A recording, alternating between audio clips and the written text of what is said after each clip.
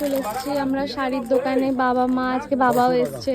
শাড়ি দেখছি, বেশ কিছুক্ষণ হলো আসা, এতক্ষণে শেষই হওয়া কাছে এবার দেখতে শুরু করছে শাড়ি। বাহ, শাড়িটা বেশ সুন্দর দেখতে। কি শাড়ি কাকু এটা? হ্যাঁ, brocade brocade brocade. Brocade Kanjeevaram. এখানে একটা কালার দেখেছি শাড়ি, দেখো কালারটা কি মিষ্টি। Linen organza. Linen organza. আর এটা পড়বে 1250। এটা কি নাম? মুগা।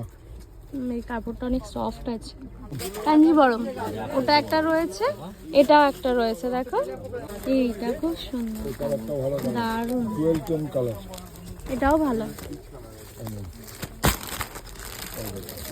বাহ, এরকম একটা আছে না, চাচিমারি তো মনে হয় আছে।